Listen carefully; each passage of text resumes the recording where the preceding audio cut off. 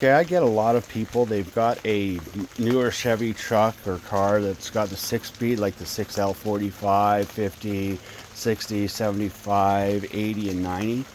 And they're getting these solenoid codes. The majority of the issues with these transmissions is going to be the Tecum, and or as I still call it, the solenoid pack.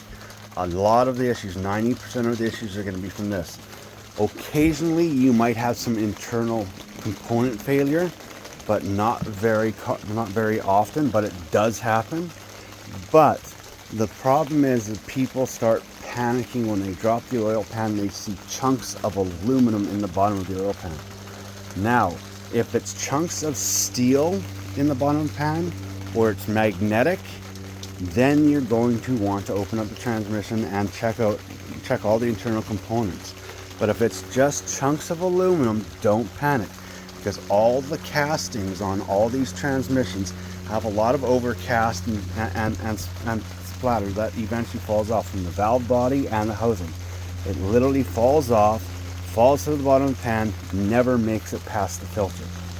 It just sits there in the bottom of the pan. So if it's aluminum, don't panic right off the bat. And if it's just solenoid codes, you're going to go for the Tecum first. You're just going to swap this out, give your engine a good, give your transmission a good flushing, flush it out, get some clean fluid in, and you change that. If that fixes the issue, damn, you're safe and lucky, because the internal components, the gears of them, they're steel. Everything's steel, not aluminum. So if it's aluminum, it's more than likely overslag that's fallen off of the valve body or the housing and it's never gone in. The valve bodies on these things are pretty robust. They do go, but not as often as most people think.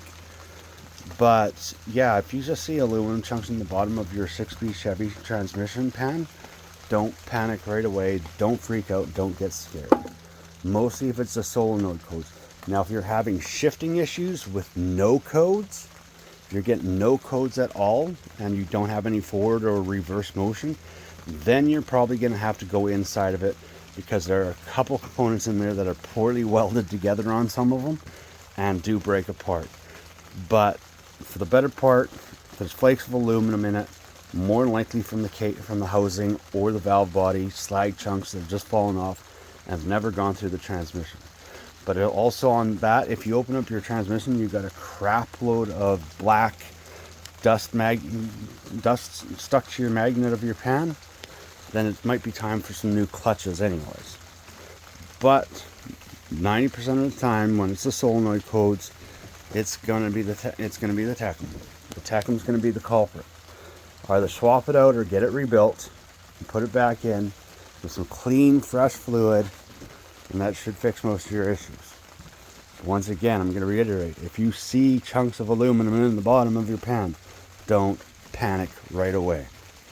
Try fixing the solenoid issue first. If you're having no movement and there's no codes, then you're going to rip the transmission apart even more and find out what is broken in there. Because a lot of time it's not the clutch pads that go. Like I said, there's a couple hard parts that actually do come apart because of bad welding. But yeah.